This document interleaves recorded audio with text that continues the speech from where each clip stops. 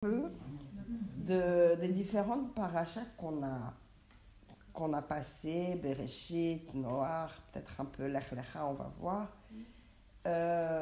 J'enregistre pour ceux qui sont intéressés. On voit que le 4e jour, Hachem il a créé les luminaires. Et on pose la question, quelle est l'utilité de ces luminaires? Les luminaires, c'est le soleil et la lune. Pourquoi il les a créés? Quel est le but? Et on voit que si on demande à n'importe qui, la réponse, ça va être pour éclairer le monde, pour réchauffer le monde. C'est quand même tellement plus agréable une journée comme aujourd'hui avec du soleil, de marcher là où il y a du soleil, ça donne bonne mine, on a de la vitamine D, ça réchauffe les os, comme on dit, c'est sympathique. Chachamim viennent, la Torah elle vient et elle nous dit non, ça c'est la 3e raison. Pourquoi? C'est celle qu'on a le plus, qu'on voit le plus. Je dis non. La première raison, c'est de nous apprendre la tchouva. Comment c'est possible? Alors voilà. Quand Adam Arishon, il a fait la faute, après il a vu le soleil se coucher. Il a vu que c'était la nuit. Le lendemain, le soleil s'est relevé. Il a vu que c'était le jour. Qu'est-ce qu'il a décidé d'écrire, de faire? Le Tehillim 92. Vous savez ce Tehillim qu'on dit Mizmor Leyom HaShabbat. Tov leodot l'Hashem. Le'agit baboker chasdecha ve'munatcha balelot. Dans la journée, je vois les bienfaits d'Hachem. Il fait jour. La nuit, de quoi il a eu peur, Adam? Ça y est, il fait nuit. Mais le lendemain, le soleil est revenu. Ça veut dire qu'il y a une possibilité de faire tchouva. Il y a une possibilité de revenir à de meilleurs sentiments. Mais attention, ça demande du travail. Ça demande de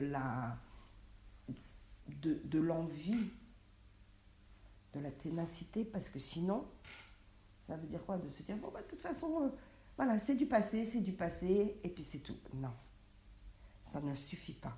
Il faut que la personne, elle donne d'elle-même. Qu'est-ce qu'il a fait? Elle s'est dit, peut-être, le soleil, il s'est couché parce que j'ai fauté. Donc, parce que le Yetzer Hara, il est intervenu.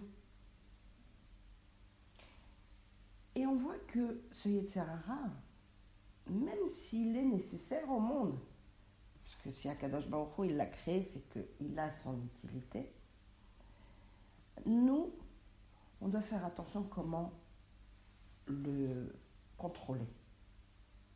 Dans Pirkei Avot, c'est marqué Ezeu Gibor, qui c'est la personne qui est forte? Kovesh et Titzro, celui qui va maîtriser pas son mauvais penchant, pas seulement Itzro, les deux penchants. Celui qui va maîtriser sa nature, celui qui va se maîtriser en bien comme en mal. Imagine quelqu'un qui est très généreux. Quelqu'un qui est très généreux, on va se dire, mais c'est bien, c'est formidable.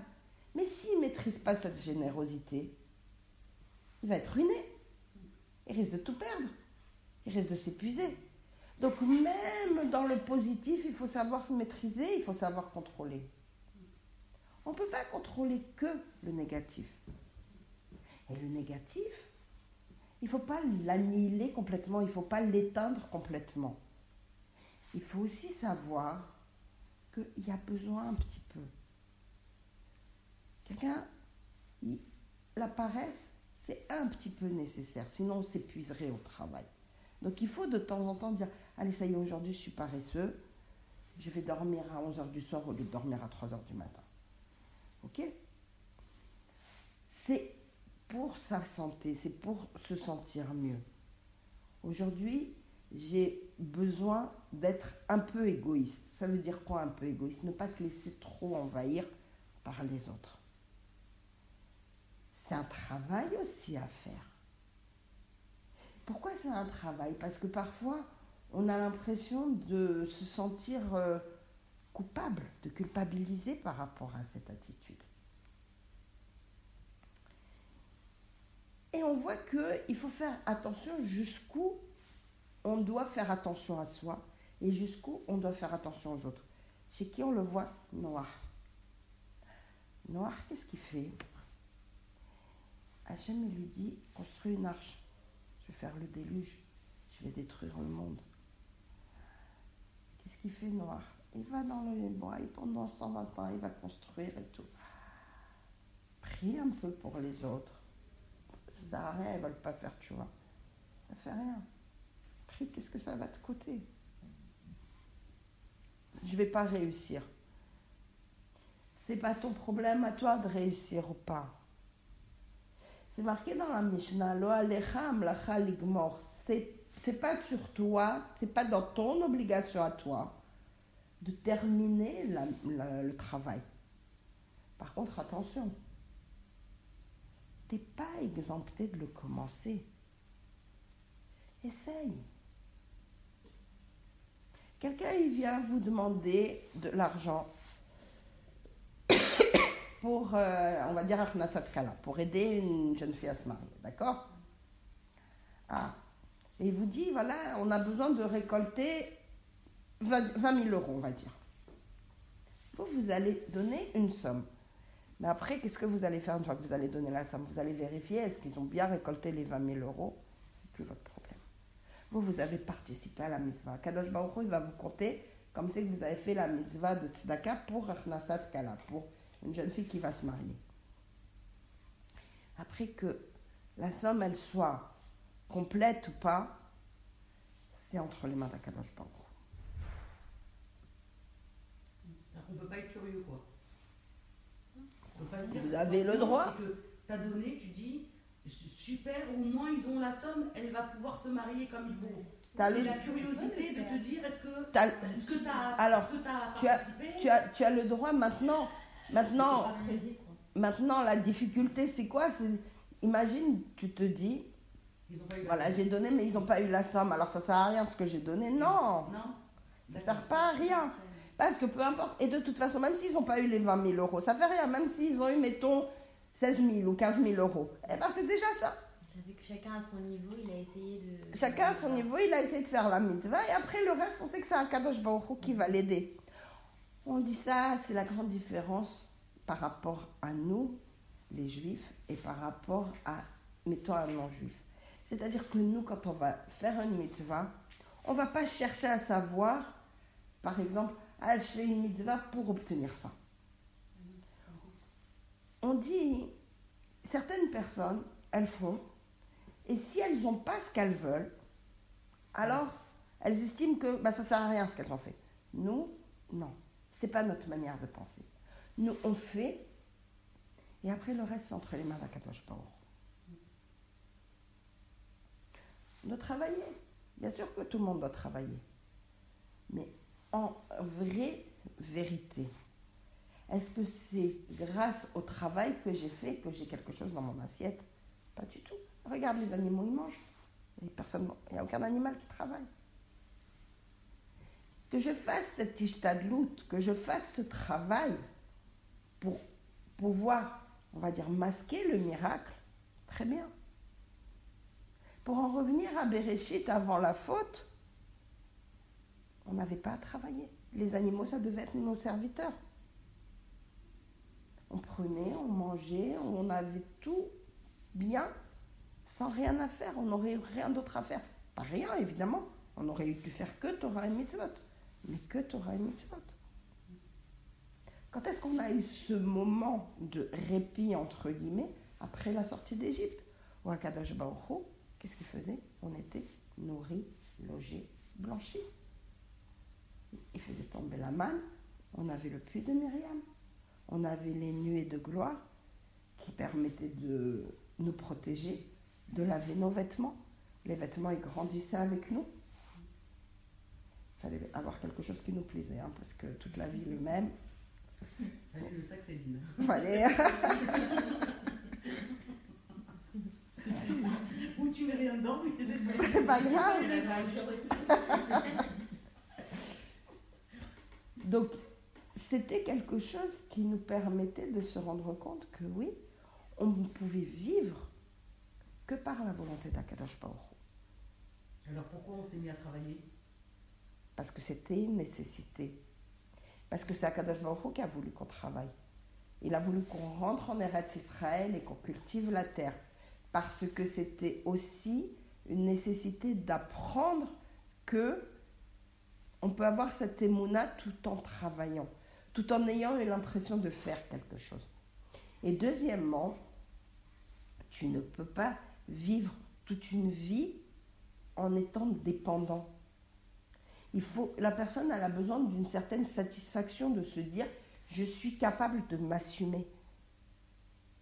Regarde n'importe quel petit jeune de 15-16 ans qui trouve son premier job et qui va s'acheter sa première, je ne sais pas, son premier sac, son premier machin. C'est extraordinaire. Achète-lui tous les cadeaux que tu veux, même beaucoup plus cher, ça n'aurait pas le même goût. Ça n'aura pas la même valeur parce que là, on s'est investi dans quelque chose. Donc là, Kadosh Baruch Hu, il voulait. Et puis on avait des mitzvot en cultivant la terre. Toutes les mitzvot de l'agriculture, si on les avait pas, si on n'avait pas cultivé la terre, on n'aurait pas pu la faire. Le maaser, la trauma, le leket, la PA, et j'en passe. C'est quoi le leket? Leket, c'est quand tu laisses un coin du champ sans le toucher, pour les pauvres. Shemitah, tous les 7 ans, tu laisses la terre Efker. Il y a une autre mitzvah qui est quand tu vas couper les gerbes de blé, il y en a une, tu l'as oubliée. Tu as passé aux autres, tu l'as oubliée, celle-là, tu ne reviens pas dessus. Ça veut dire qu'Akadosh Baruch Hu, il a voulu que tu l'oublies, c'est pour les pauvres. On en a plein des mitzvot, Baruch Hashem. Ce monde-là n'a été créé que pour faire Torah et mitzvot. Il suffit de regarder. Non, savoir surtout. Bien sûr. Et comment tu sais? Travaille, apprends. Tu prends un Shulchan Aruch, tu prends un Sefer Torah, tu lis et tu vois les mitzvot. Comment elles viennent s'organiser, comment elles viennent s'agencer. Il y a cette émouna, ce travail de émouna qui est particulier. Donc on a vu que avec Adam Arishon, il nous a transmis cette émouna. Ah, le soleil s'est relevé, je vais vite écrire un télim dessus. Je vais être rassurée qu'Akadosh Baruch Hu, il va accepter ma tchouva. Noir, on lui reproche de ne pas avoir prié. Pourquoi tu n'as pas prié? Tu t'es occupé de te sauver toi, ta famille, tu as fait cette tâche et les autres. Ah, mais ils n'auraient pas. C'est pas ton problème. Ça aurait été différent. Peut-être pas. Ah ouais? Peut-être pas. On ne sait pas. Mais au moins, essaye. C'est pas pareil. Quelqu'un qui baisse les bras tout de suite avant même d'avoir essayé, c'est pas la même chose que quelqu'un qui dit écoute, je vais essayer. Si ça n'a pas marché, à la râlette, comme on dit. Mais c'est pas de mon fait. Je me sens pas impliquée dans cette défaite. Moi, j'ai fait de mon mieux. Regarde, on a tous été à l'école, ou nos enfants, ils ont été à l'école, et parfois, ils amènent une note un peu moins bonne. D'accord? Comment on réagit avec eux? Je t'ai vu, tu as appris ta leçon. Je t'ai vu, tu as fait de ton mieux. Ok, allez, fais attention pour la prochaine fois. Maintenant, s'ils ont passé la soirée sur les jeux vidéo et sur les consoles ou au téléphone avec les copines et qu'ils ramènent un 3, alors ils disent, écoute mon vieux, pourquoi tu as fait ça? Tu savais que tu avais un contrôle. Il fallait travailler. Il fallait essayer. Ah oui, mais peut-être j'aurais pas réussi. Peut-être tu n'aurais pas réussi. Mais au moins, essaye. Mais au moins, montre ton intérêt pour. C'est ça qu'on a reproché à Noir. Peut-être il n'aurait pas réussi. Et après? C'est ça qu'on dit dans la mitzvah. C'est pas toi qui dois décider du résultat. Le résultat, c'est Akadosh Baruch Hu qui le décide. Toi, mets en place pour. Toi, prie pour. Après, c'est entre les mains d'Akadosh Baruch Hu. C'est lui qui dirige le monde. Et c'est la grande différence entre Noach et Abraham. Qu'est-ce qu'il va faire, Abraham? Il va prier. C'est même pas pour lui. Lui, il était tranquillement dans sa tente, à la fraîche. Il avait reçu les invités. Il venait d'avoir la brite. Il avait reçu les 3 malachim. Et qu'est-ce qu'il leur annonce, les malachim? Ils sont venus pour détruire Sodome et Gomorrhe. Là, il leur dit, écoutez, voilà, restez, mangez, vous la préparez. Il avait quand même pris la peine de tuer un veau pour chacun des invités pour ne récupérer que la langue, parce que c'était le meilleur morceau.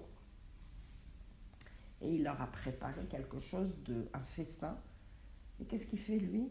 Il va prier directement à Kadosh Baruch Hu. Et il ne va pas seulement prier, il va négocier. Marchand de tapis. Bon, allez, s'il y a 50 juste. Ah, il n'y a pas... Bon, allez, 40. Bon, allez. Et on va comme ça. Pourquoi il démarre à 50? Parce qu'il a fait une réflexion. Sodome et Gomorrhe, en réalité, c'est 5 villes.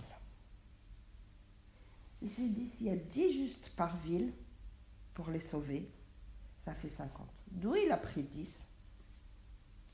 Il a réfléchi. Noach, quand ils ont été sauvés, ils étaient 8. 8, même si tu ajoutes à Kadosh Baruch Hu, ce qu'on appelle, tu ajoutes Hachem pour le Kolel quand on compte la Gematria, ça faisait que 9. Donc si à 9, on n'a pas réussi à sauver le monde, ça veut dire qu'il fallait au moins 1 de plus. Alors on va tenter avec 10, pas plus.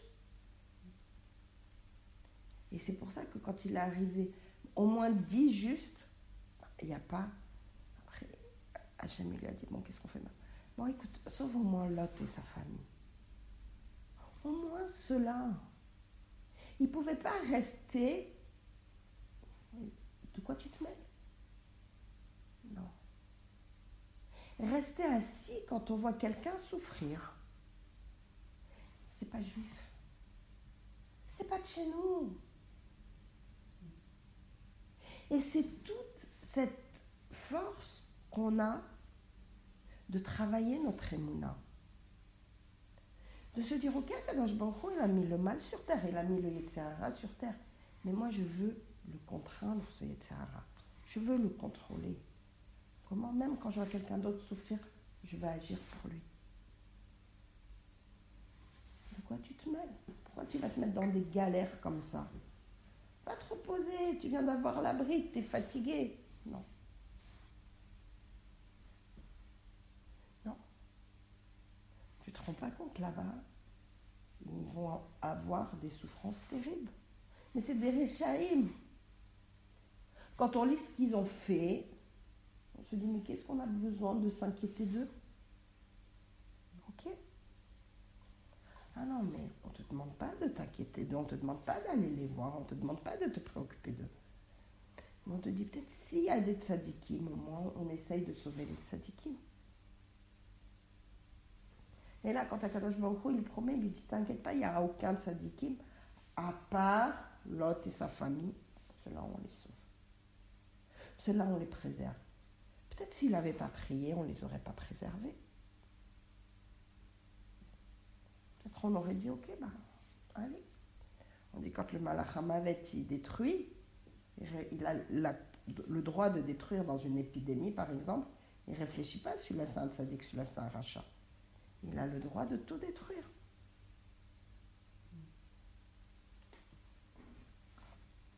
C'est pour ça que, très souvent, on dit il faut faire beaucoup de tfilotes quand il y a du préserve. Vous savez, au moment du Covid, on disait il faut lire les kétorettes, et il faut lire, et il faut lire certains télim, et il fallait vraiment abonder en tfilotes. Pourquoi? Parce que c'était la seule arme qu'on avait. que ça. On était tous enfermés les uns chez les autres, confinement. On va faire du chesed comme ça.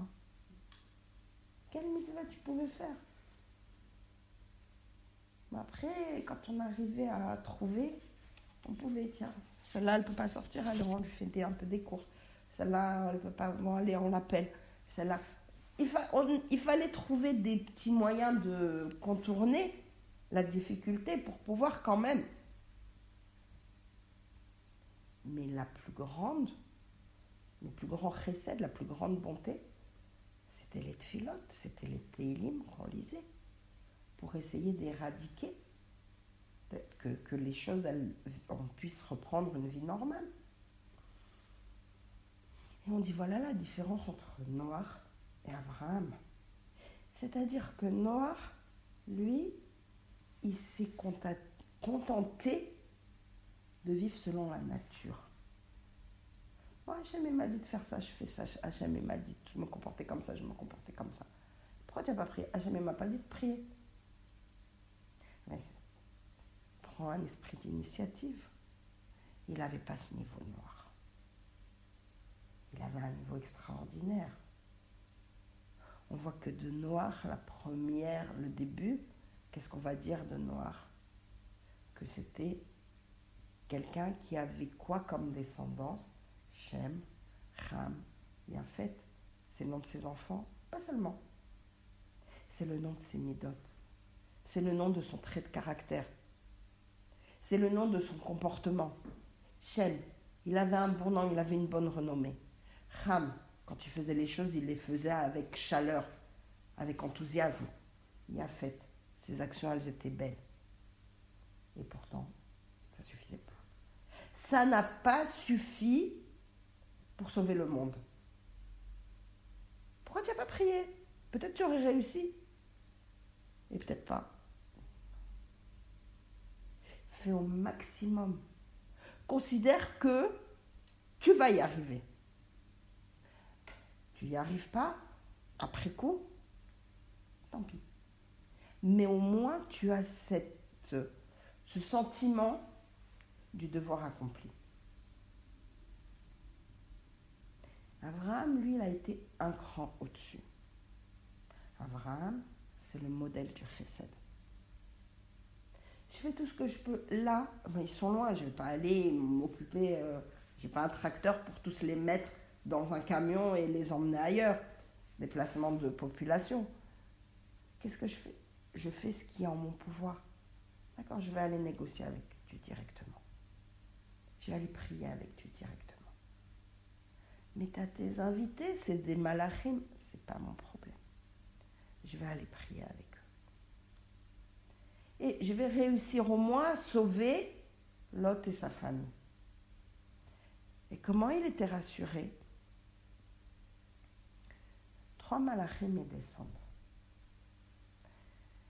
Michael, qui vient lui annoncer la naissance d'Yitzhak. Raphaël, qui vient l'aider à guérir. C'est l'ange de la guérison, Raphaël. Refoua. Gabriel, qui vient lui annoncer la destruction de Sodome et Amora, de Sodome et Gomorrhe.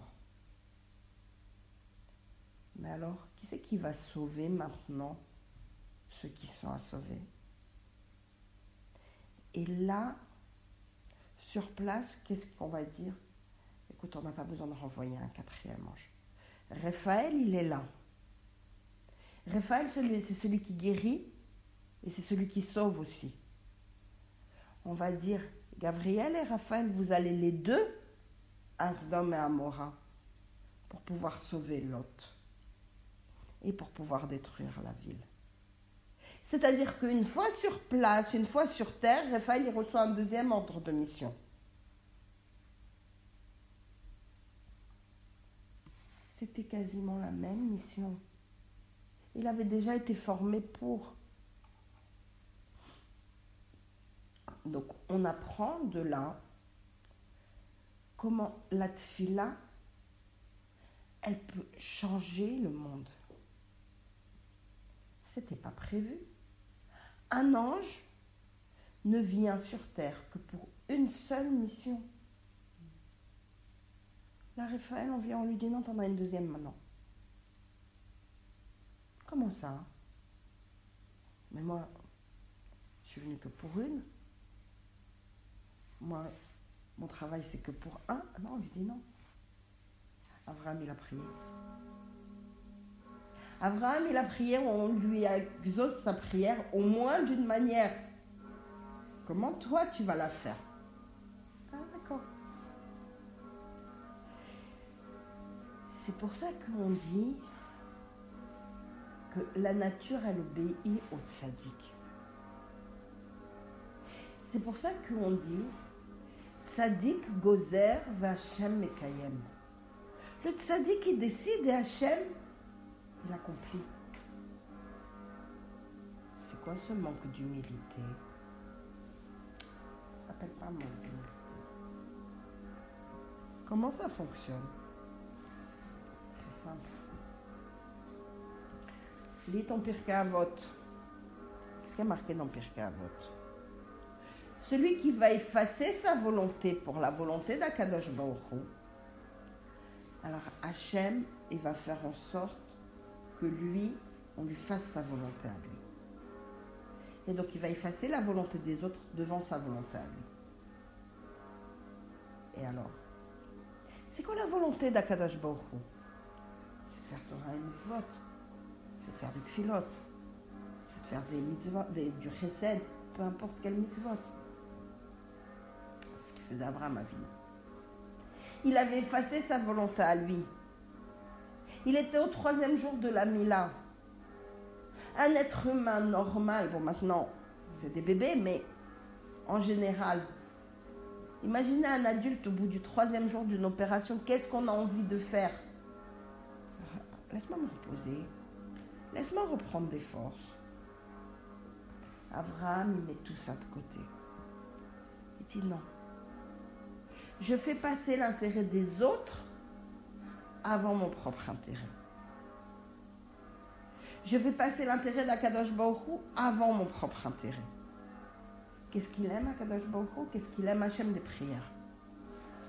Prières. Allez, on va faire des tfilotes. On va s'arrêter. On va demander.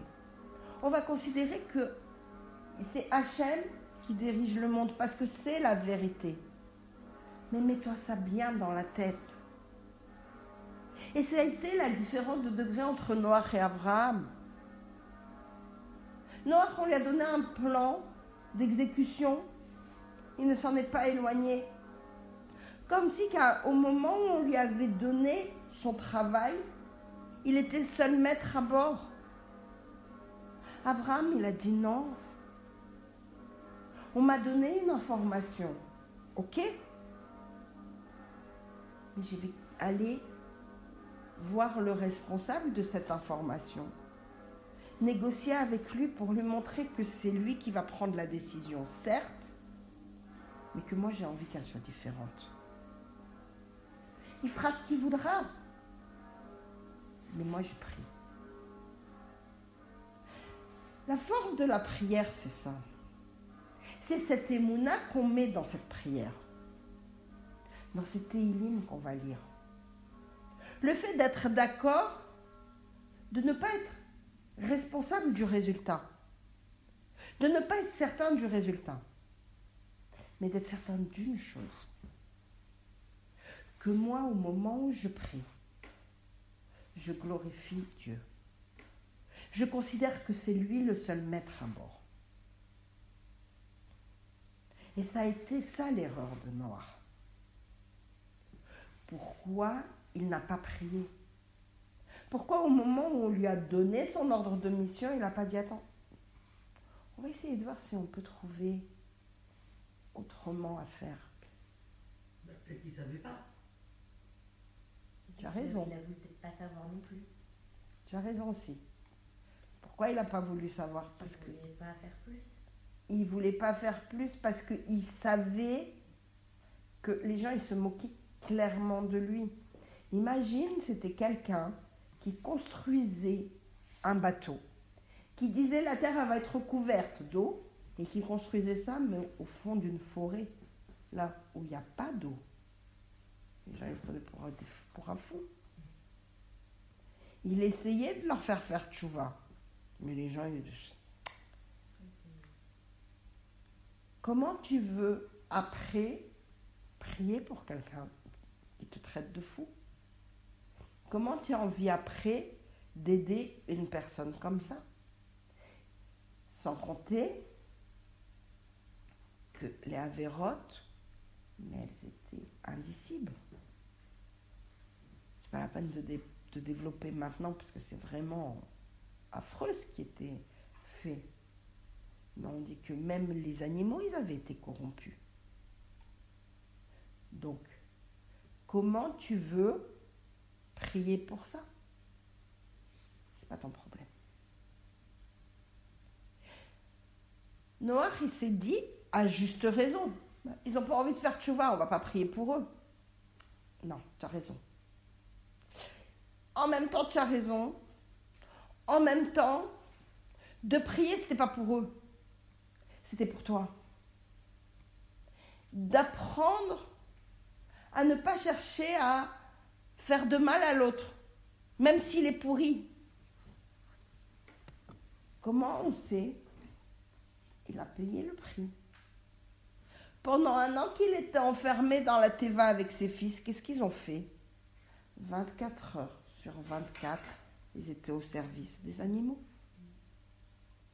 Une fois, il est arrivé 5 minutes en retard pour donner à manger au lion. Il a pris un coup de patte qui l'a rendu boiteux toute sa vie. Il exagère. Il ne dormait pas pendant 1 an. 5 minutes de retard, ça va. Non, ça ne va pas. Non, ça n'allait pas. Pourquoi il a fait ça, Hachem? Honnêtement, il y avait 1000 moyens pour éviter cet état de fatigue extrême à Noach. Il aurait pu faire en sorte que les animaux n'aient pas besoin de manger. Il aurait pu faire en sorte qu'ils aient une machine distributeur de nourriture à côté de chaque animal qu'il prenait quand il avait faim. Il aurait pu trouver 1000 moyens pour lui éviter, même de construire la Teva. Il y avait un endroit sur terre qui n'a pas été noyé. Le mont Moria. Celui où Adam Arishon, il a été créé. Celui où on a eu après la Akedat Yitzhak. Celui où on a eu après le Beth Amikdash.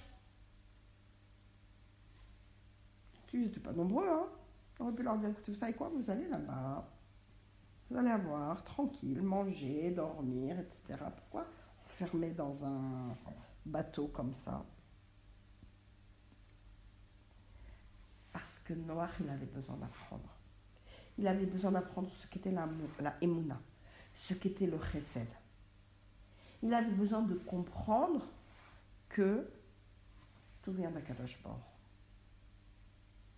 Il a compris? Oui. Il est descendu. Qu'est-ce qu'il a fait? Il a planté un arbre. Il a fait un corban. Après, ça a un peu dérapé, mais ça, il a compris. Ça, il l'a transmis à ses enfants. Il nous l'a transmis à nous. C'était toute la nécessité. Mais pourquoi attendre d'avoir cette épreuve? À nous maintenant d'apprendre une chose très importante. Il y a des situations qu'Akadosh Baruch Hu nous envoie. À nous de savoir les gérer. À nous de savoir comment on doit agir. Le fait de se dire tout vient d'Akadosh Baruch Hu. On prie. On ne se préoccupe pas des autres. La personne, elle nous a fait du mal. D'accord, c'est pas mon problème. Moi, mon problème, c'est de prier pour ceux qui ont besoin. Je ne suis pas obligée de m'inquiéter pour la personne qui m'a fait du mal. Et c'est la raison pour laquelle on dit à Noir, tu n'avais pas besoin d'aller les voir en leur disant, allez, vas-y, faites tes chouvas. Tu as vu que ça n'a pas marché? C'est pas grave. Prends un autre moyen. Prie à Akadosh Baruch Hu. Le fait de prier, ça va faire un travail sur qui? Ça va faire un travail sur moi. Ce qui voulait Hachem, quand il a reproché ça à Noir, c'était pas « Ah, pourquoi t'as pas sauvé les autres ?» On s'en fiche des autres. Les autres, je vous signe à 90% qu'ils auraient été détruits. Mais Noir, il aurait compris la leçon plus facilement. Et peut-être que oui, dans la Teva, il y aurait eu devant chaque animal un distributeur de nourriture, directement. Peut-être qu'ils n'auraient pas eu besoin d'évacuer la nourriture pour obliger Noach à tout nettoyer tous les jours. Et ça s'est vu, c'était possible. Pendant 40 ans dans le désert, c'est ce qui s'est passé. On a géré la manne, mais on n'avait pas besoin, il n'y avait pas de déchets.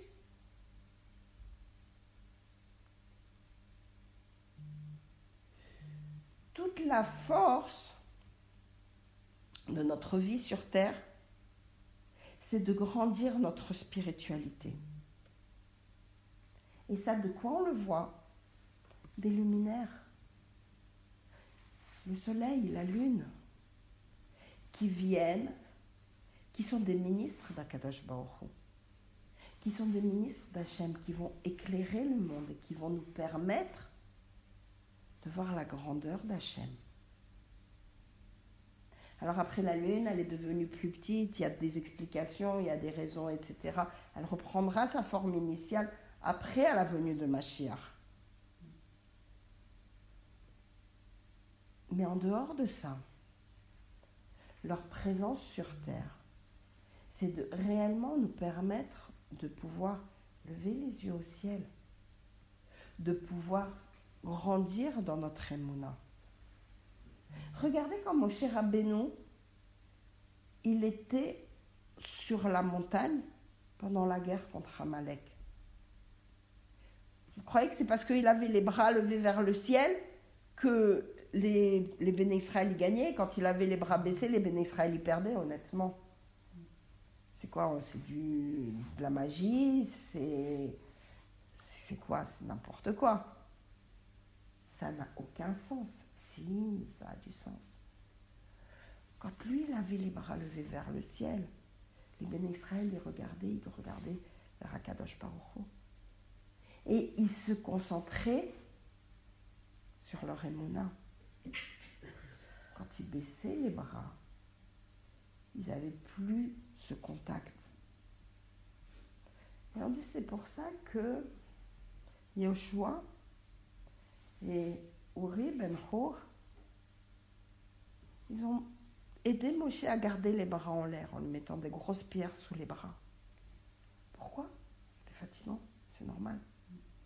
Mais malgré tout, c'était nécessaire qu'ils puissent insuffler au Béné Israël cette émouna.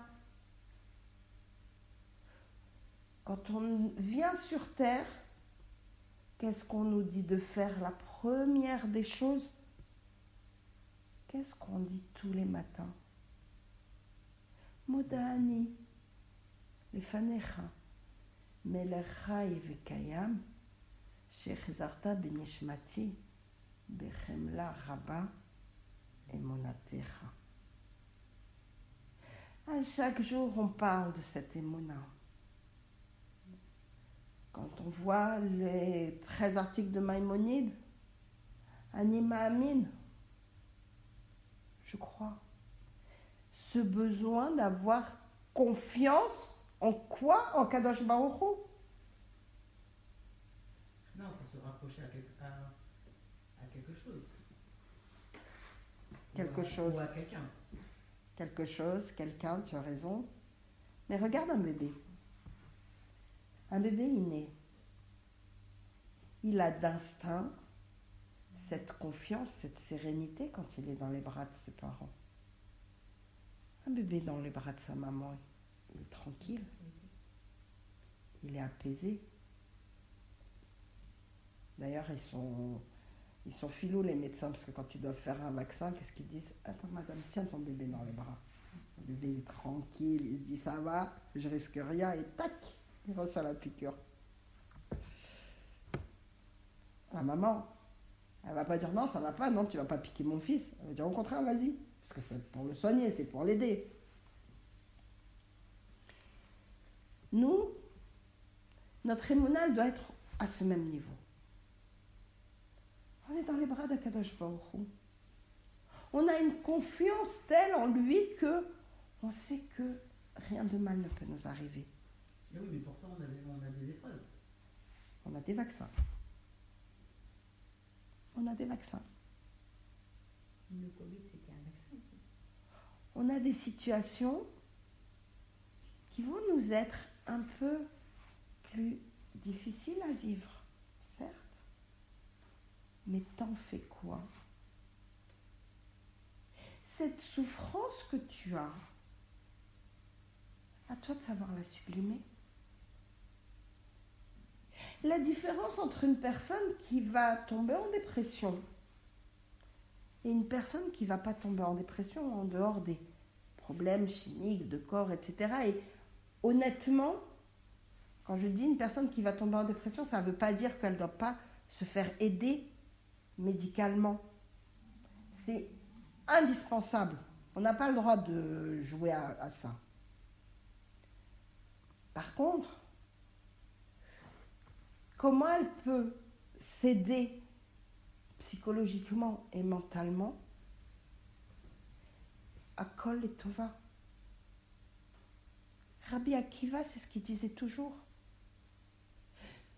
Tout est pour le bien. Si Akadosh Baruch Hu, il a envoyé la situation, c'est qu'elle était nécessaire. J'en fais quoi maintenant?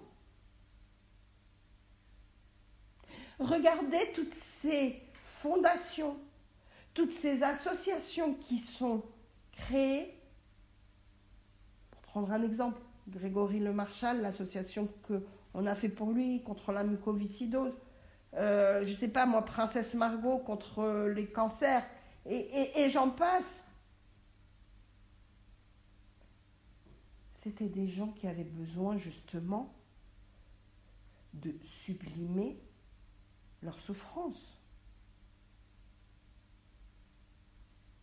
Cette possibilité de dire ok, ce qui m'est arrivé, je veux préserver les autres. Comment? Alors je vois par quoi je suis passée. Je vois par les difficultés par lesquelles je suis passée. Je constate les manques et j'agis.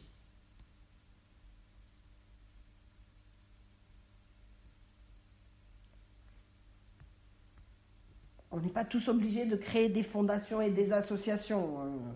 On peut le faire à un niveau moindre. Et de se dire, ok, on a subi telle ou telle épreuve.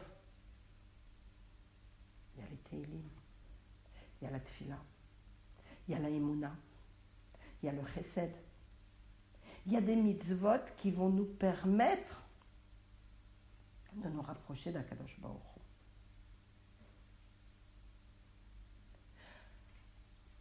Regarde quand on a reçu la Torah.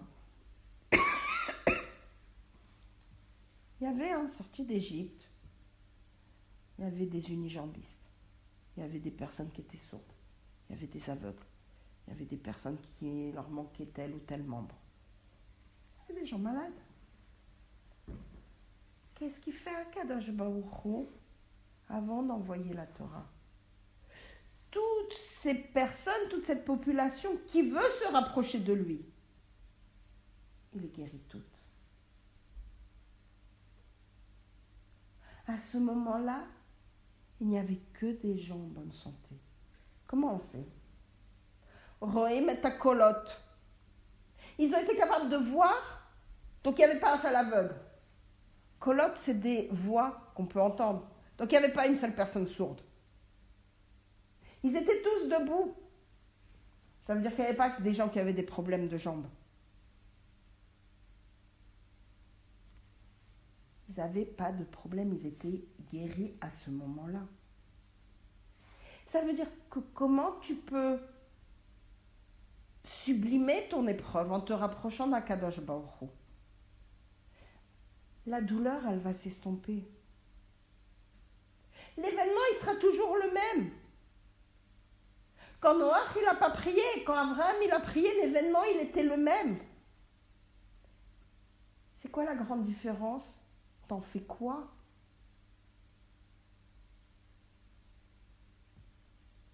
Je vais vous raconter une petite blague. La première fois que mon père, il est parti chez ses beaux-parents, chez ses futurs beaux-parents,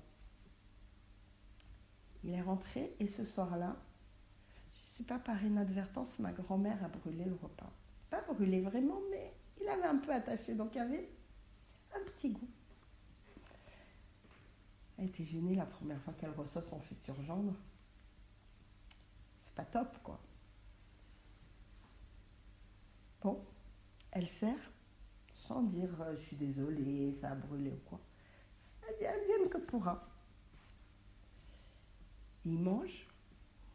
Il dit il est bon le repas, c'est quoi l'épice que vous avez ajoutée? Le brûlé de la marde. Une épice méconnue. Bon, c'était une plaisanterie après qui restait dans le... Et finalement, si elle était arrivée en disant le plat il a brûlé, bon, honnêtement, ça n'avait pas carbonisé, hein, ça avait un peu attaché, donc ça n'avait pas... Voilà, ça avait un peu caramélisé, quoi. Si elle était arrivée en disant oh là là, c'est terrible, ça a brûlé, etc., qu'est-ce qu'on fait? Nous, maintenant, qu'est-ce qu'on aurait fait? On aurait dit, écoute, le repas, il reste de côté, on appelle, allô, pizza, machin, on commande des sushis, des pizzas. Elle a dit, non, écoute, c'est mangeable, on va servir, on avisera. Lui, est-ce que c'était que par politesse ou est-ce que vraiment il a aimé? Dieu seul le sait. Non, mais il aurait pu te dire. Après, non, ça me faisait rire. Il t'a pas dit oui, il y avait un goût, mais j'ai pas voulu vexer. Non, tu connais pas la même pas, ça l'a fait rire. Et puis bon, mon père, il n'était pas quelqu'un de très difficile à ce niveau-là. Et l'événement, il était le même.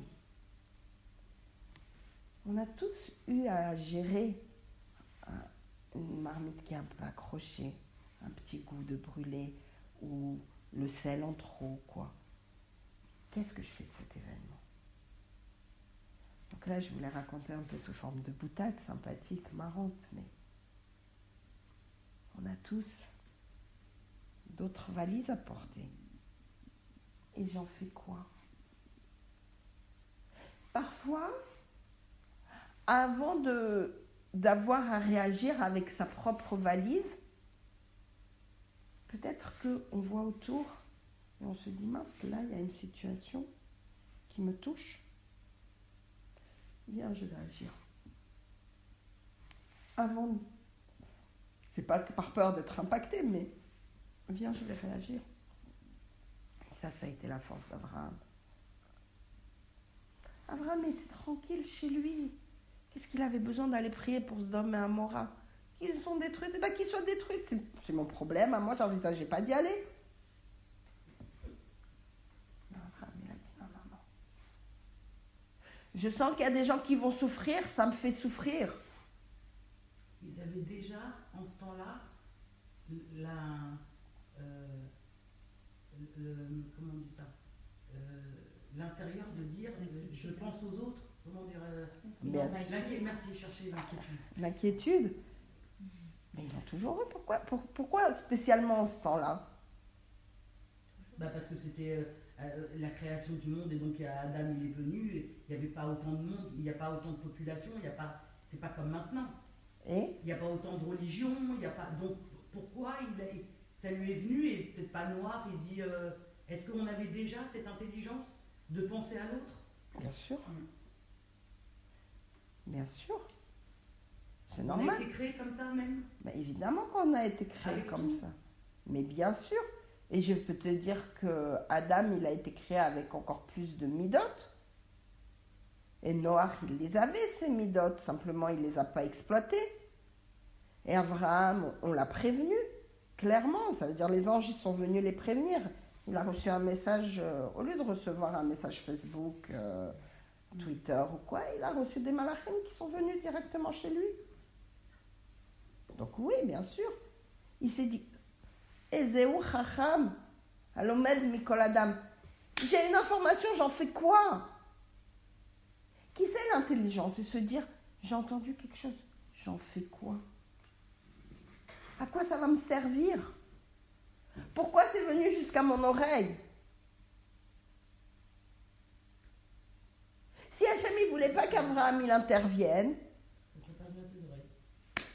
vas-y, fais tomber directement la pluie, le soufre, tout, et préviens personne. Pourquoi il était obligé à Hachem de prévenir? Alors pourquoi il a prévenu? Parce qu'il voulait qu'Abraham y prie. Il voulait l'intervention d'Abraham. Alors ma question, elle va plus loin. Vas-y. Pourquoi Hachem, il a besoin qu'on prie pour lui? Mais Hachem, il n'a pas besoin qu'on prie pour lui. Hachem, il veut que tu pries pour toi. Ben non, puisqu'il nous donne des épreuves. Oui. Et quand, en priant, on se dit que nos épreuves, elles deviennent plus positives que négatives. Donc ça veut dire qu'on a prié pour qu'il nous protège quelque part. C'est aussi peut-être un test. Il veut voir comment l'être humain, il va. Oui, mais il n'a pas besoin. Il n'a pas besoin, mais pourquoi il nous demande quoi? Pourquoi on l'a? Puisque je sais pas comment dire. Alors, on est ses enfants. Oui. C'est le père avant notre père à nous, Oui. avant nos parents, d'accord? Oui. Il est là pour tout le temps nous protéger. Oui. Quel est son intérêt et son but Oui. de nous donner des épreuves pour voir qu'on a confiance en lui? Quel est notre... On est ses enfants. Je sais pas, un père, il va pas dire je vais te donner des épreuves pour que tu saches que c'est moi ton père. Et qu'en réalité, c'est moi qui vais résoudre ce problème parce que tu as fait en sorte que je vois que tu as fait. Alors. Quel est l'intérêt? Alors, il ne nous envoie pas des épreuves. On va revenir à deux choses. Bah si, puisqu'il nous envoie il nous envoie quelque chose pour qu'on réfléchisse à ce qu'on va faire avec. Amalek, il est venu faire la guerre au Béné Israël. Ok. Qu'est-ce qu'ils ont fait les Béné Israël? Comment ils ont gagné la guerre? Ils ont prié. Ils ont eu cette émouna, cette spiritualité. Il y a une chanson qu'on chantait avec mes enfants petits. Et la personne, la morale racontait l'histoire, elle disait, c'est comme un papa qui tient son fils sur ses épaules. L'enfant, il voit pas le père. Donc il cherche et puis il dit, il est où mon père?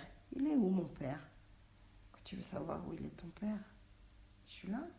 Non, mais je te vois pas, t'es où? Il envoie un chien qui fait peur à l'enfant. Et là, l'enfant, il voit où il est son père. L'épreuve ne vient pas dans le but qu'on sache. Si tu le sais d'avance, tu n'as pas besoin de cette épreuve. Cette épreuve, elle vient parce qu'on a ce manque de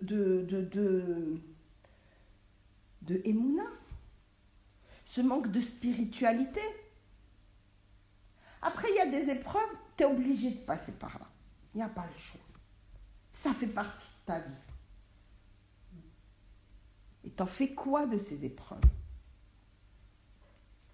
C'est tout le but. Il y a des gens du préserve, ils vont perdre. Il y a un rave du préserve, il a perdu 14 enfants pendant la Shoah.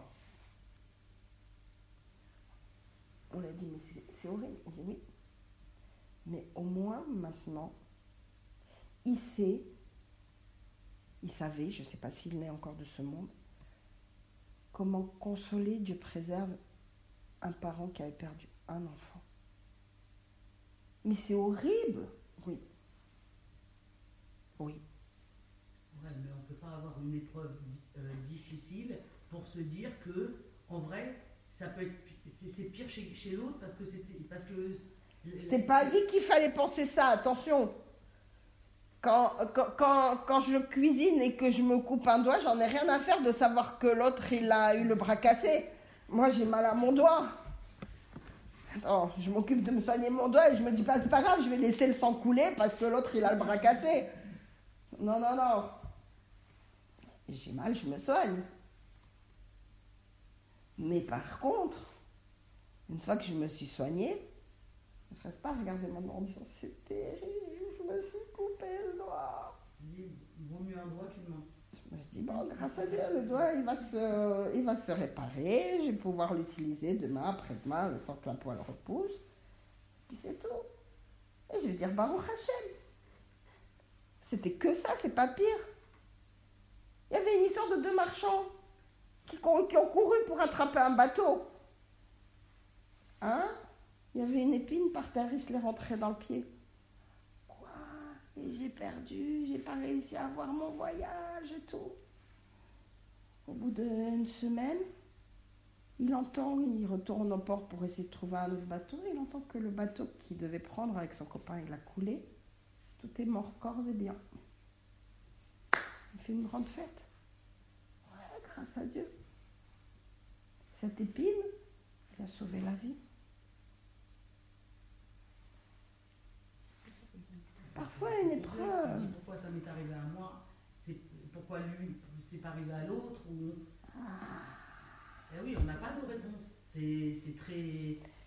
Savoir se dire que c'est Hachem qui dirige son monde, qu'il a ses raisons pour le diriger comme ça, c'est énorme.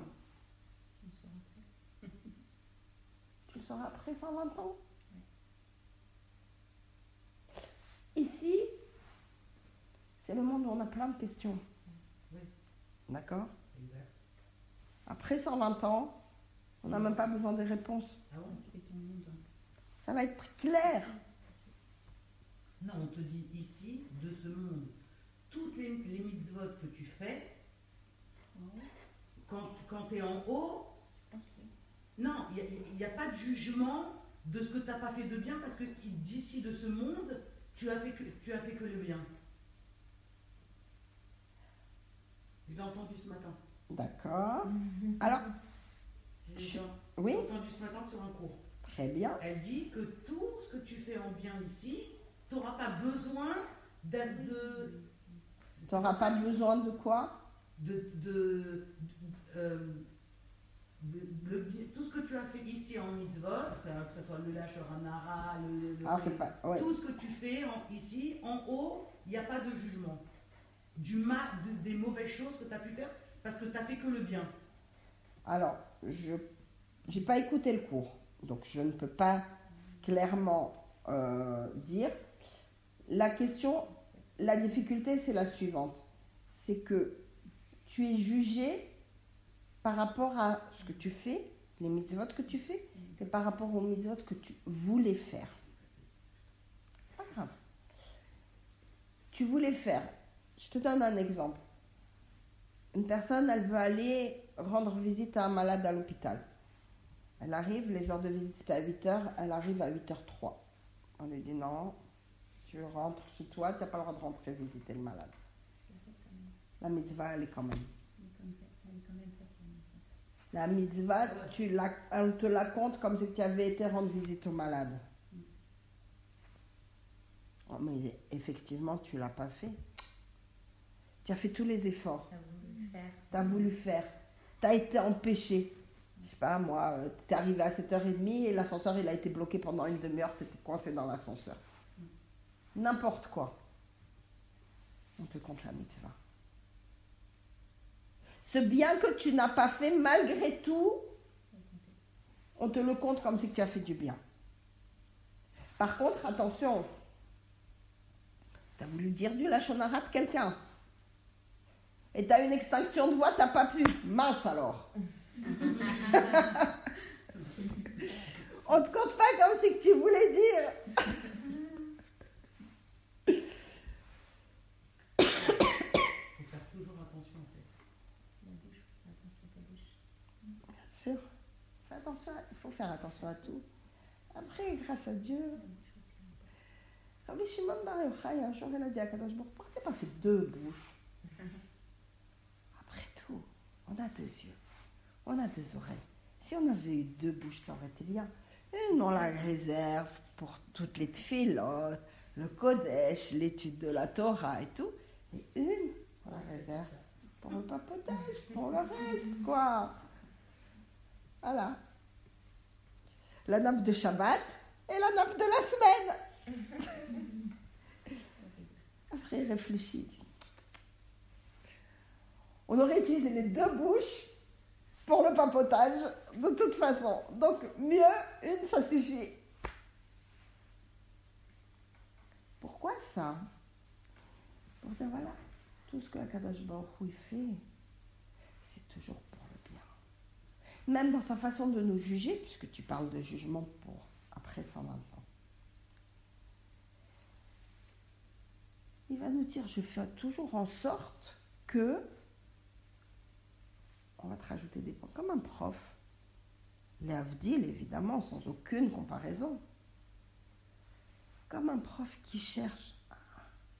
Bon, là, après tout, c'est vrai que c'est pas tout à fait juste le calcul, mais il y a de l'idée. On va quand même lui rajouter un demi-point, allez. Allez, on va essayer au maximum de lui remonter la note. Et là, Hachem fait pareil avec nous. Tu as voulu faire. Il y a de l'idée. Tu n'as pas fait jusqu'au bout, c'est pas grave. Lo alecha amlacha ligmor. C'est pas toi, tu n'es pas obligé d'aller jusqu'au bout. Pourquoi l'ascenseur, il a été bloqué et que du coup, tu es arrivé 3 minutes en retard à la fin des visites? Peut-être il fallait pas que tu rentres voir cette personne. Pourquoi? Je sais pas. Et on le saura peut-être jamais. Par contre, tu as eu cette envie, on te compte la mitzvah. Pour toi, c'est important. C'est toute la force qu'on reproche à Noir. Pourquoi tu n'as pas prié? Ça aurait servi à rien. C'est pas ton problème. T'as pas à toi décider ce que ça sert ou ce que ça sert pas. Un patron, il embauche un employé et il lui dit, imprime-moi ce document en 4 exemplaires. 4 exemplaires. L'employé, au bout de quelques temps, il voit, ok, un exemplaire pour la compta, un exemplaire pour les archives du secrétariat, un exemplaire pour le patron et un exemplaire qu'on met dans une armoire qui ne sert à rien. Au bout d'un moment, il dit, pourquoi faire? Je ne fais que 3 exemplaires, pourquoi je me fatigue à faire un 4e qu'on va enfermer dans une armoire? Au bout de quelques temps, le patron se rend compte et dit, où il est ce 4e exemplaire? Moi, j'ai vu que personne ne l'utilisait, donc j'ai arrêté de faire. Mais de quel droit tu prends des décisions comme ça? Que ça serve ou que ça ne serve pas, c'est pas ton problème à toi, puisqu'on t'a demandé de le faire.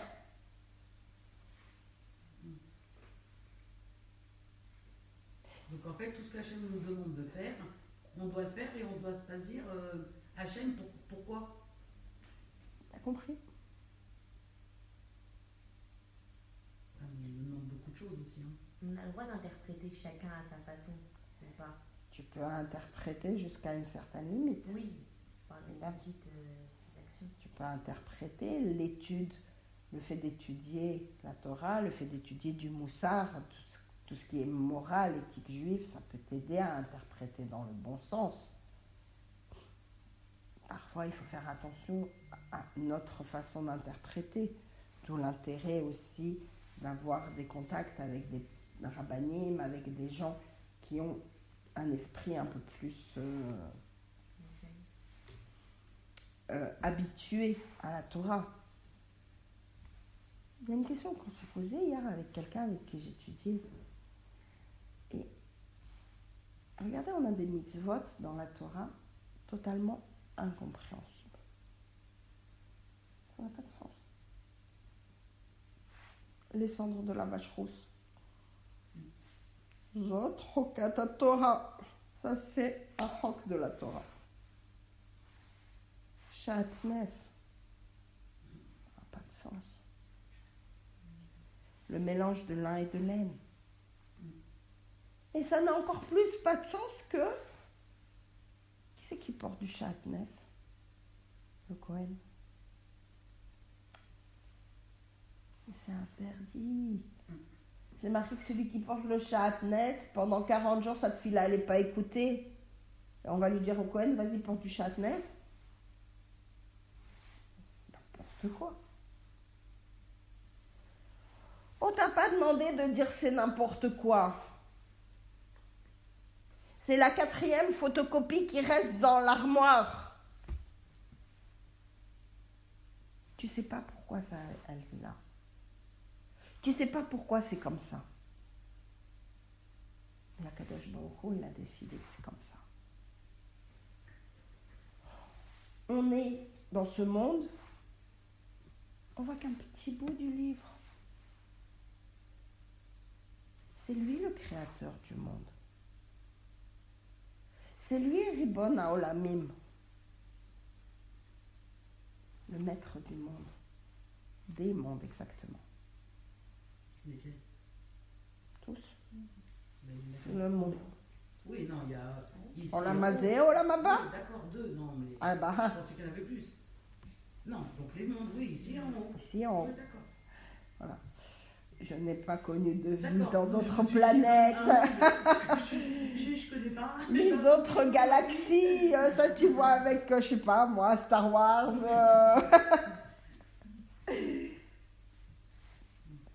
Donc, mais lui, il sait pourquoi il t'a demandé ça comme ça. Dans d'autres domaines, tu vas le faire. Tu vas dire, mais ça n'a aucun sens. Pourquoi quand tu mets du sel dans tes blancs en neige, ça va monter plus vite? Quel rapport? Je sais pas, mais c'est comme ça. Par contre, attention, le sel, tu ne le mets pas à côté de ta levure fraîche quand tu fais tes chalotes parce que ça ne va pas monter. Quel rapport? C'est comme ça. Ce que tu es capable de faire en cuisine, de dire ah ben c'est comme ça parce que ma grand-mère elle l'a dit, parce que sa grand-mère elle lui a dit, parce que ça monte à la nuit des temps. Pourquoi dans la vie de tous les jours? Parce que c'est quelque chose qui va te toucher. Tu vas dire attends. Là je veux comprendre. Pourquoi le Kohen Gadol quand il met du Shatnez on va écouter sa prière et pourquoi quand moi je mets le Shatnez on n'écoute pas ma prière? Qu'est-ce qu'il a de plus que moi? J'en sais rien. Pourquoi lui et pas toi? T'en sais rien. Ah, pourquoi lui, ça lui est arrivé ça et l'autre, ça lui est pas arrivé, mais ils étaient les deux ensemble à marcher ensemble? Je sais pas. T'as pas demandé de savoir. On t'a pas demandé le pourquoi. On t'a demandé le comment. C'est toute la différence entre Noach et Abraham. C'est toute la différence entre quelqu'un qui a la émouna et quelqu'un qui a une émouna moins forte. Abraham, il n'a pas commencé à dire et pourquoi, et qu'est-ce qu'ils ont fait, et quoi. Non. Ils ont dit, ok, comment on les sauve? On commence par le comment. Et ça a été tout le long des épreuves d'Abraham jusqu'à Kedat Yitzhak. Ou quand Akadosh Baruch Hu, il lui a dit, prends ton fils, prends ton aîné, prends celui que tu aimes, prends Yitzhak. On va commencer à dire, et pourquoi lui? Non, c'est parce que c'était une épreuve qu'il lui a donnée pour voir s'il avait vraiment confiance en Dieu, en lui. Oui. Et alors? Il aurait pu dire, attends, et pourquoi? Et pourquoi tu me demandes ça? Et attends, tu m'avais promis une descendance de ce fils, maintenant... C'est rare que quelqu'un à qui on a coupé la tête, il puisse avoir des enfants. Alors, on fait quoi après? Il avait 137 ans, Abraham. Il savait que c'était la dernière chance pour lui d'avoir des petits-enfants que de chez Yitzhak. Et on lui dit, non, tu le prends, tu fais. Il ne dit pas pourquoi. Il ne cherche pas à réfléchir. Il ne cherche pas à trouver une manière de... Il dit, ok, comment? Et il se lève le matin, va yashkem baboker. Et il va lui sceller son cheval. Et il va lui décider de les prendre. Et on connaît l'histoire, on l'a lu il n'y a pas longtemps. Une fois qu'il a fait comment? Une fois qu'Akadosh Baruch Hu lui dit stop, tu ne le fais pas, même pas une petite blessure, même pas rien du tout. Il va dire ok, et à quoi on a joué là? Pourquoi?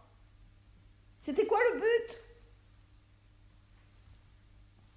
On a des explications, on a différents commentaires qui viennent nous dire que sans cette épreuve, Rivka ne serait pas née.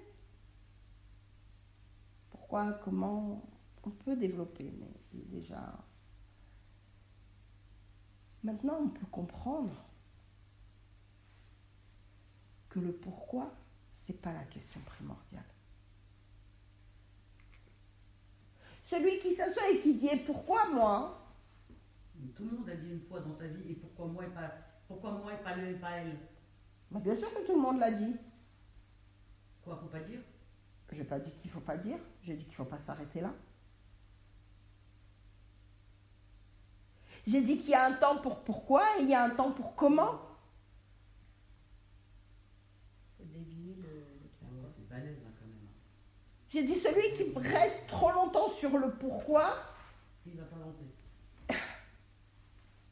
il n'y a pas de réponse. Si je te pose une question que tu ne connais pas la réponse. Non, mais on peut demander à des amis et peut-être qu'elle va nous donner une réponse qui est... Mais quelle réponse? Quelle réponse? Pourquoi? Pourquoi il y a eu un tsunami dans telle région? Pourquoi il y a eu des inondations dans telle autre région? Pourquoi? Alors oui, tu as la réponse technique. Hein. Il y a eu trop d'eau, il y a eu trop de pluie, la rivière elle a débordé, la mer il y a eu un je sais pas quoi. D'accord? Mais pourquoi? Qu'est-ce qui s'est passé? Pourquoi Dieu préserve cet enfant qui était tranquillement à son arrêt de bus, la voiture elle lui est rentrée dedans? Pourquoi? Qui c'est qui peut avoir une réponse à ça? Personne. Alors si tu t'attardes sur le pourquoi, tu n'avances pas.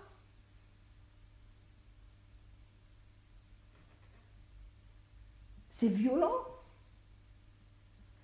C'est excessivement dur.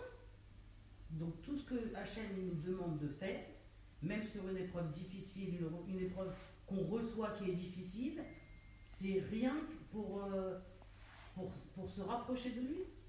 Beaucoup, oui.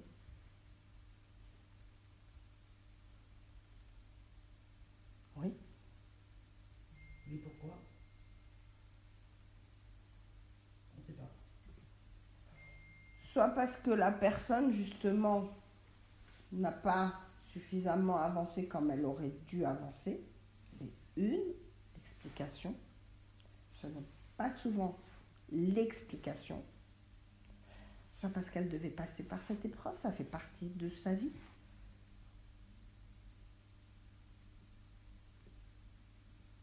Pourquoi on ne sait pas?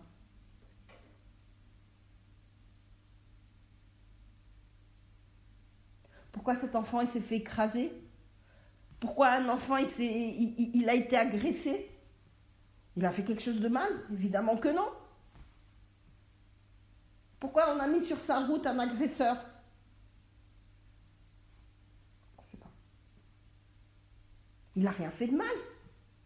Ses parents, ils n'ont rien fait de mal. Pourquoi ils doivent gérer ça?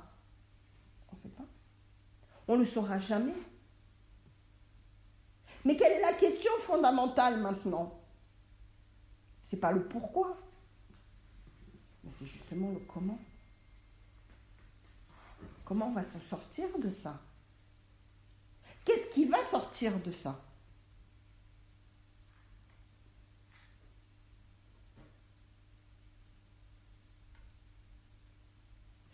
que l'être humain a besoin.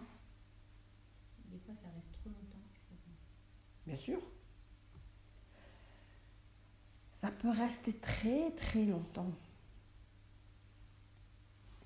Mais il y a tout un travail à faire aussi pour savoir comment vivre avec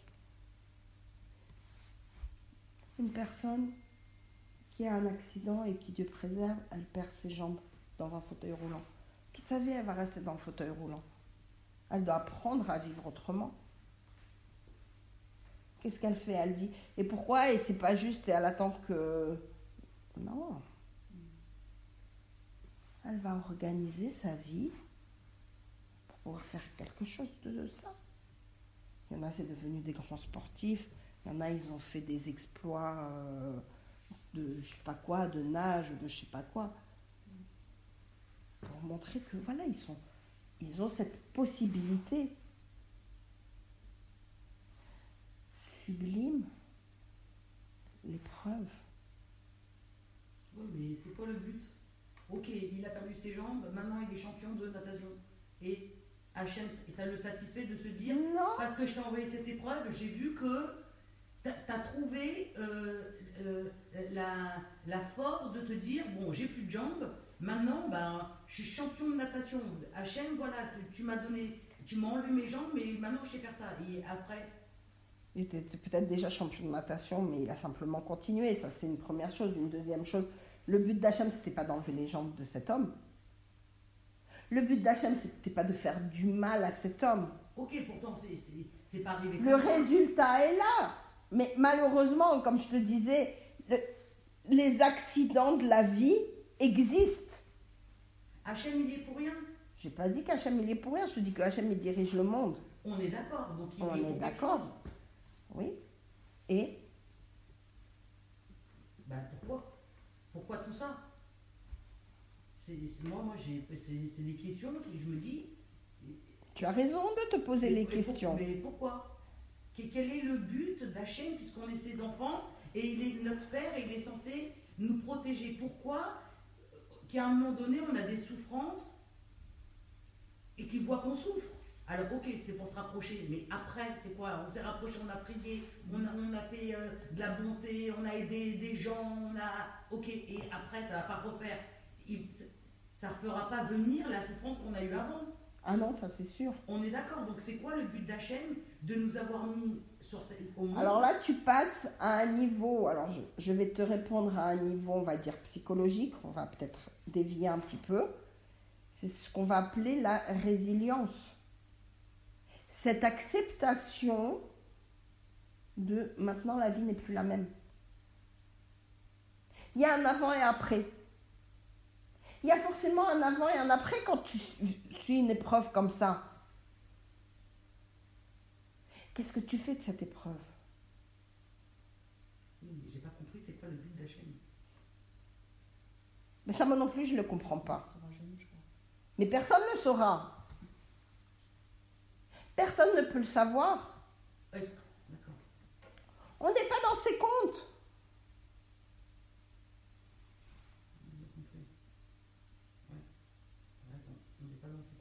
Il n'y a que lui qui décide et on ne peut pas lui demander parce qu'on n'a pas la réponse puisqu'on ne peut pas le voir. Parce que non seulement, c'est même pas qu'on ne peut pas le voir, qu'on n'a pas la réponse, qu'on ne peut pas le voir, c'est la question, c'est de savoir, on n'a pas la capacité intellectuelle de le comprendre. Non, c'est que si on pouvait parler à Hachem, on pourrait peut-être lui demander. Mais on ne peut pas puisqu'il ne veut pas. S'il veut. Oui, mais des fois, tu as des signes comme ça, tu vois. Oui, ça je sais que tu as des Oh, signes, Comme ça, bien et après, évidemment. tu dis, ah oui, tiens, je vais faire ça. Oui, mais ça ne change quand même pas que tu te dis, il te met une épreuve et tu peux pas. Ok, tu pries, tu parles toute seule chez toi, tu dis Hachem, mais pourquoi? Ok, tu as tes raisons, mais s'il te plaît, apaise ma douleur, ou je sais pas, C'est n'importe ça, quoi. oui. Parce que, ok, on lui a parlé, après on attend une réponse qu'il peut nous donner et qu'effectivement il y a un signe qui arrive, mais en attendant, c'était quoi son but? C'est ça et on ne peut pas savoir, comme tu l'as dit très bien, j'ai compris. Ça dépend On n'est des pas dans personnes. ses comptes. Ça dépend, je pense. Aussi, Moi, je ça sais que dépend. J'ai perdu mon frère et mon père il s'était beaucoup éloigné de la religion et depuis il vient tous les Shabbats, il prie beaucoup plus. Moi, c'est ça qui m'a permis par exemple de commencer des cours. Enfin, c'est très personnel. Maintenant, je vis pour mon frère, parce que je me dis, il est plus là, donc moi, il faut que je vive pour lui, en sachant qu'il avait une bonté là, et peut-être que la chaîne, il le voulait tout simplement en haut. Mais- Et peut-être que maintenant, il va veiller sur nous. C'est dur. Je dis pas que parfois je pleure pas, je dis j'ai plus de frères, etc. Mais s'il l'a voulu, c'est qu'il devait y avoir une solution. Et je ne le prenais pas comme ça. C'est avec du recul que maintenant, maintenant je sais que c'est comme ça. Et il n'aurait pas pu être ça. Il n'aurait pas pu être autrement. C'est ça. Mais c'est dur. Et c'est vrai que souvent je me dis, je me disais plus maintenant. Pourquoi nous, pourquoi? Et maintenant je le prends plus positivement. Et ça permet de se libérer en fait. Après avec de l'aide, je dis pas que j'ai réussi. Non, c'est pour ça, c'est ce que je dis. Il y a un travail de se dire que en fait tout est pour le mieux et que je vais le retrouver si Dieu veut dans 120 ans, mais que plus tard il m'expliquera pourquoi quoi. Mais c'est dur. Mais c'est la vie quoi. Voilà. Et nous on est là donc il faut qu'on vive le mieux possible. C'est tout à fait ce que je disais, c'est ce travail de résilience à faire quand on a subi un traumatisme. De se dire ok, c'est comme ça. Alors avec la perte d'un proche, avec d'autres situations, une personne qui a subi une maladie, une personne qui a des situations lourdes, pourquoi on ne sait pas. Je trouve qu'avant de vivre des grosses situations, souvent on se plaint de base. C'est l'être humain qui est comme ça, il n'est jamais satisfait de quoi que ce soit et parfois c'est horrible, mais des malheurs, ça remet les idées en place complètement. Ouais. C'est horrible, mais c'est ça, je pense que parfois c'est des tests ou c'est pour un peu. Enfin, je sais pas, mais. Alors. C'est vrai que je parlais d'interprétation soi-même, parce que moi je me dis peut-être que s'il a fait ça, c'est pour qu'on retourne. Qu'on se remette chacun dans le droit chemin. Aussi, et bon, après, encore une fois, c'est des chemins de vie. À certaines personnes, comme je vous dis, ça fait partie de leur vie. On ne sait pas pourquoi. Mais ils doivent passer par là. Est-ce que parce qu'ils ont la force? Est-ce que c'est parce qu'ils ont besoin de faire un travail dans ce domaine et que... Vous savez, il y a un proverbe qui dit quand la personne elle a un problème de santé, mieux que d'aller voir le médecin, elle va voir la personne qui a eu le même problème de santé. Les conseils de la personne qui a eu le même problème de santé, ils vont être beaucoup plus efficaces que les conseils du médecin. Parce qu'elle, elle a vécu dans sa chair. Peut-être. Et je dis toujours des peut-être parce que je suis comme vous, je ne sais pas.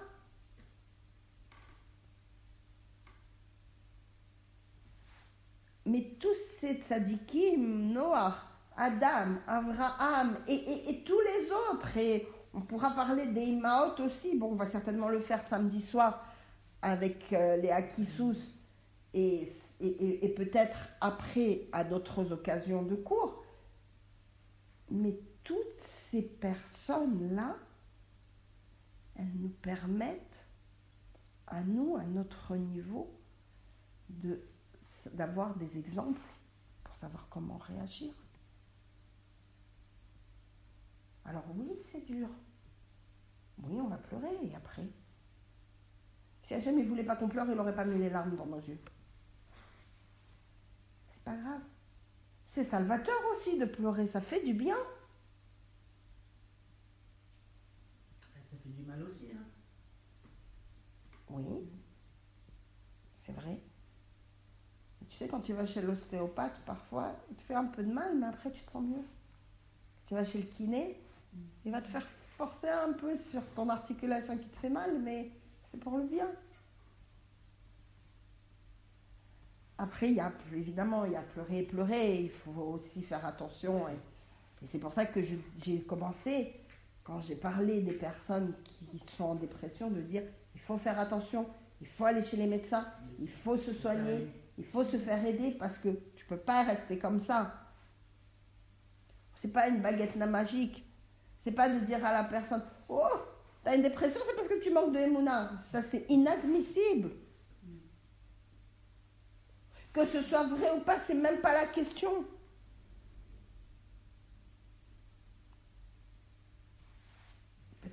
que oui, après, en se faisant aider, il y a de plus en plus de méthodes pour aider les gens. Peut-être qu'après, elle arrivera à s'accrocher justement à cette émouna et à lâcher tout le côté médical, tout doucement. Peut-être pas. On ne sait pas. Je crois que la force de l'être humain, c'est de savoir qu'il ne sait pas. On n'est sûr de rien. Tu mets ton repas sur le feu, tu es persuadé qu'il va sortir, et puis tu t'aperçois qu'il est un peu attaché au fond. Tu connais pas l'avenir. Tu sais pas. En fait, il faut toujours faire attention. Et même si tu fais attention,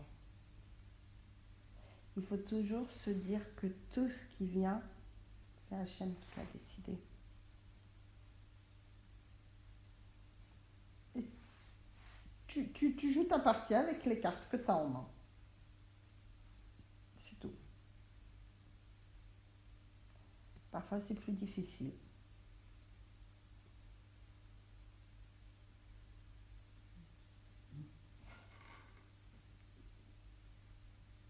Donc on n'aura jamais d'explication. Si après 120 ans, t'inquiète pas. Ah bon? Bien sûr. Hachem lui donne l'explication du pourquoi de tout ce qu'on a pu faire de pas bien ou de bien. Il va dire je t'ai fait faire ça parce que je voulais voir. C'est Parce possible. qu'il y en a. J'ai jamais été, hein, je peux pas te dire. Non, mais j'ai vu des histoires.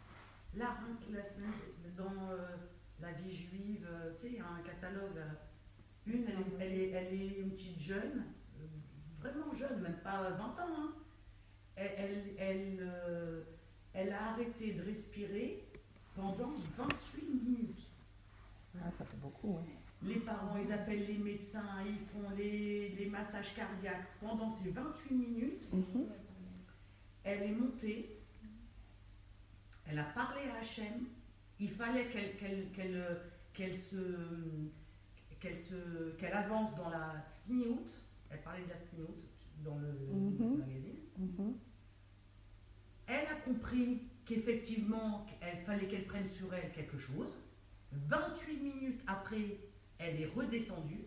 Maintenant, les médecins, ils ont rien compris. Ils ont appelé Khedra Kadisha, il faut voir l'histoire. Bah ouais. Bah oui, 28 minutes, ils ont dit elle est morte. Ils ont appelé les gens pour le machin. Le temps que la Khedra Kadisha elle arrive, bim, d'un coup, s'est réveillée. Les parents, choc total. Les médecins, on n'a pas compris. 28 minutes, elle est revenue, apaisée. Maintenant, elle ne nous a pas dit qu'est-ce qui s'est passé avec Hachem. Elle a dit, voilà. Et elle a dit, je suis revenue, j'ai compris pourquoi je suis revenue. Voilà. Et maintenant, mesdames, la tsniout, se couvrir la tête, c'est super important, prenez quelque chose sur vous, comme ça, vous voyez, moi, les preuves que j'ai. Mais le truc là, mais un truc de malade. Et tu te dis, elle a vu, parce qu'elle est restée 28 minutes avec Hachem. Maintenant, tu dis le fin du soir, tu dis, elle va te dire. Non. Ce qu'a Hachem, elle, non. Ça te reste comme ça, là, dans la gorge, dans la fin, tu dis. Moi, j'attendais, hein. J'ai dit, elle va nous dire, même si elle ne nous dit pas à quoi il ressemble, machin, elle m'a dit, j'ai parlé avec. Non, elle a dit, je suis redescendue, j'ai compris, maintenant, il faut faire la tsniout, il faut vous couvrir la tête, mesdames, vous imaginez pas l'importance de la tsnoua. Elle a fini son histoire comme ça, j'ai dit, waouh, mais 28 minutes, elle est montée, en fait, en vrai, elle a eu une chance. Bien sûr. Parce qu'en fait, elle est montée, elle l'a vraiment vue, elle est redescendue. Elle a avancé, mais tu dis, elle a eu Hachem. T'imagines, c'est comme si on te dit, t'as vu le roi, quoi. Il t'a reçu, il t'a eu le temps de parler avec lui, et t'es redescendu, t'as tout compris. Et maintenant, t'es venu, tu sais que quoi qu'il arrive, que tu peux pas faire autant d'erreurs que nous, on n'a plus personne. Et on est livré à nous-mêmes en se disant, on doit avancer parce que c'est important. Parce que c'est ça la force de la Emouna. C'est ça la Emouna, c'est la confiance de dire, voilà, je fais ça parce que c'est bien, parce que Hachem m'a dit que c'est bien, parce que c'est Hachem qui m'a dit que c'est ça qu'il faut faire. Et s'il n'y avait pas cette possibilité de ce libre arbitre, ce droit de se tromper, on ferait tout très bien. Ou pas. Ça aurait pu être la débandade. Ça aurait pu dire, bah, je fais ce que je veux, on ne me donne pas de règles. J'ai pas de compte à rendre. Bah si, parce que si tu vois clairement les choses, dans une classe, on va prendre un exemple simple, tu es dans une classe, le maître il te dit, je te préviens, tu copies, tu as 0. D'accord? Et tu es sûr qu'il te surveille, il reste là assis devant toi et il te regarde. Quel est l'idiot qui va copier?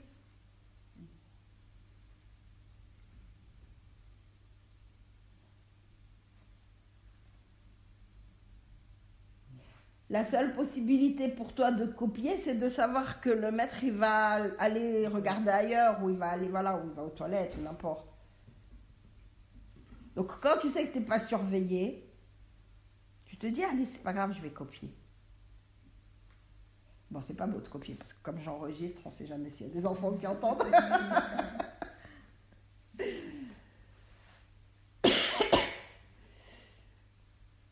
Mais c'est ça. Toi, ta force, c'est de te dire, j'ai pas le choix de faire bien, parce que Hachem, il est tout le temps là, je suis surveillée tout le temps. Oui, mais pourtant, on fait des choses pas bien. Si j'étais certaine, et pourquoi on fait des choses pas bien? Parce qu'il y a des moments où on oublie qu'on est sous surveillance. Et c'est là que ça nous tombe sur la tête et on se dit, ah ouais, j'avais oublié que tu me surveilles. Dans le supermarché, comment ils arrivent à choper l'étalage? Bah, avec les caméras. Ah bah voilà. Le chef, c'est une caméra. Exactement.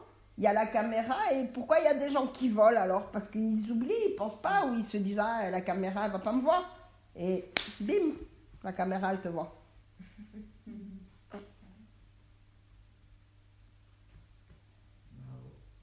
Il y a un rave, quand il est parti, il a dit à ses élèves, craignez Hachem comme vous craignez l'homme.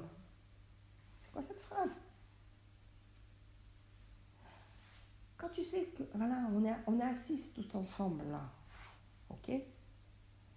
Forcément, on se surveille l'un l'autre. Entre guillemets, on se surveille. Je ne vais pas m'amuser à faire un truc mal devant vous. Ah, qu'est-ce que vous allez penser de moi? Maintenant, si je suis toute seule, chez moi, qui c'est qui va me surveiller? Qui c'est qui va voir ce que je fais? Comment j'arrive à garder ma façon d'être? C'est ma émouna de me dire, j'ai toujours un Kadosh Baruch Hu qui me surveille. Et il y a des tordus qui se disent, personne ne va savoir, personne ne va me voir. Oui, il y a un ça bon doit Dieu. avoir physiquement, il y a la chaîne, tu vois. Voilà.